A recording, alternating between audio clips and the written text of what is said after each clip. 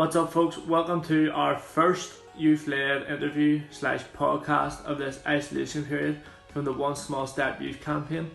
Typically, we're doing this through an audio recorded piece, but as of the nature of things, we've decided, you know what, we'll carry out recorded pieces through Zoom and we'll upload them via videos. So we have a member of our youth steering body today, interviewing a young man from the northwest named Corn. Young man has a fabulous story to tell, and to be honest, it is a very good interview. I don't want to sort of give away too much. I just want to sort of provide a little intro to it and let you guys sort of hear for yourselves. Provide a little bit of feedback if you want. Let us know what you think about the interview and even the young man Gordon himself. What a guy. And keep an eye out on our social media platforms and through Radio YMP for much more from the One Small Step Youth campaign. So can you tell me a wee bit about yourself, Corin? Well, my name's Corin Kelly Hearn. I'm a 12-year-old boy from Strabane, County Tyrone, and I've collected 600 Easter eggs and £600 for the sick children in hospital. That's really great. So where did you kind of come up with this idea then? A lot of people ask me that, and I really don't know. That just came into my head. It's a really low. Sorry. My goal was to collect 30 Easter eggs, and I ended up collecting 600. That's absolutely amazing. So it's actually really inspiring. It's a really inspiring what you're doing, especially during these times and stuff. So, did you have any help or Well, I've had loads of help from family members and friends, but it all started with just my own idea. But they've been really helpful. Mhm.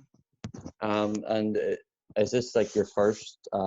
Is this the first time you've done something like this, or have you done similar? No, well, I go to Medjugorje every year. It's a holy place in Croatia, Bosnia and Herzegovina. And I bought rosary beads over there and sold them over there in the house, the hotel, and stole the money, and I got about £300 and give it back and give it to the chapel restoration fund for the roof. That's absolutely amazing. So it is. So have you actually so you've delivered it and stuff like that? So what's the is it just been around your area, or have you had any neighbours? I'm actually sitting in Belfast at the minute. I was up in the Belfast giving it to the Children's Cancer Unit in Belfast. I'm actually sitting in Stormont right now. What do you think of Stormont then? It's pretty cool. Yeah. So what do you kind of hope kind of comes out of this then? Well, that all the children in hospital at the minute, that they're happy and they stay safe. And is there anything you'd like to do in terms of this, after Easter, or Well, and I'm going to leave it a little bit, but then after that, I would say I'm going to do packed lunches for the homeless or something like that. Right. Okay. And would that be in the Belfast area, or would that just be in wherever needs it? Yeah, that's really amazing. So what you actually have, quite a really good entrepreneurial business sort of idea. Where do you think you kind of get that from, or is it something? Well, my granda and my uncle are both businessmen. They own a coal yard and a tire garage, and they've been selling stuff all their life as well. And I've been around them all my life, so that's impressive. So, oh, sorry, I just had a question in my head that I was going to ask there. First time interviewing someone. It is it is such a great message to kind of get out there and stuff like that. Is there anything you would kind of sort of say to other people your age, or to maybe get them to come? It's a great feeling. It's great to be able to give them to them. It's great that I'm able to do this, and I think everyone should do it because it's great. It doesn't take nothing. It doesn't cost nothing. Yeah. So what's the nicest reaction you've had from anyone you've? Well, there's a lot of people from the hospitals are sending me through pictures and of the wains with the Easter eggs, and it's actually really nice. Mm-hmm. It's really heartwarming and stuff, because there's obviously, with everything that's going on and stuff, Yeah. not really a great lot of, good news stories at the minute. So it's absolutely amazing. Like I actually thought, before I interviewed you, I actually thought, you were a bit older or something. It's quite amazing I was never as bright as you were at that age, trust me. So, so in terms of school and stuff like that, is there anything would you like to do this as sort of whenever you're older and stuff like that? Or Yeah, definitely. I know that now from doing this. It's a great thing to do, and it feels great. So is there anything else that you're kind of involved with, or any other groups you're involved with, or anything? Or no, not really, no. no? It's just really inspiring and stuff. Is there anything you'd like to sort of I'm just trying to think, sorry.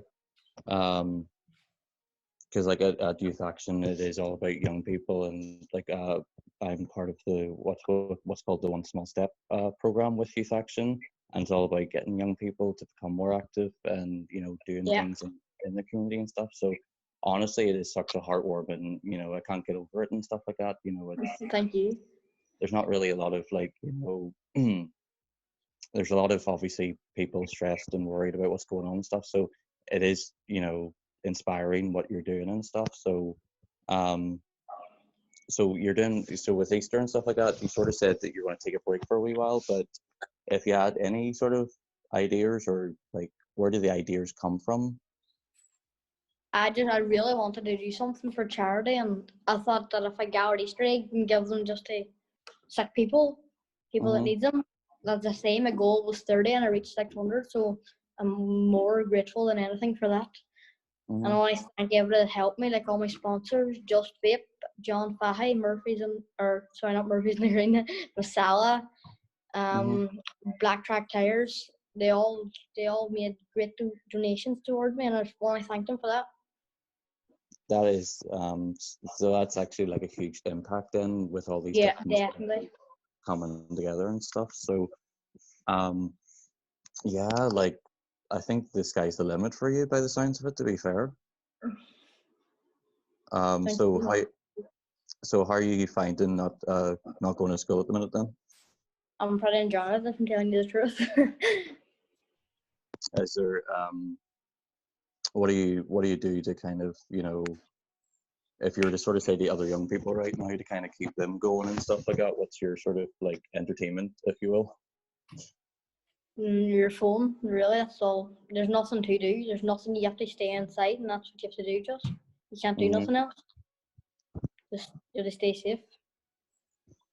Well, even though, like I says, it's with all the sort of, with everybody being in lockdown and stuff like that, it's amazing that you've been able to kind of get all these people to come together and actually go and deliver this to 600 people and to hospitals and stuff. Yeah.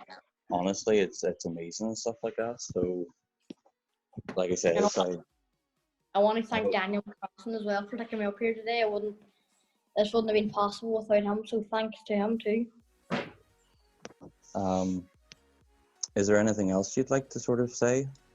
Just thanks to every single person who donated. If it was an Easter egg donation or cash donation, it's been really appreciated, and it's got me where I am right now. Well, thank you so much for taking time out to talk to us, and again, well done. That is, absolutely amazing work and stuff like that, and I'm sure it won't be the last time we hear from you. Thank you. Thanks for listening, guys. I hope you enjoyed listening to Corin's story. I know it was inspirational, and it was a genuine pleasure to interview him, and I look forward to what the future has for him. Just remember to keep an eye on all our pages for a lot more positive stories.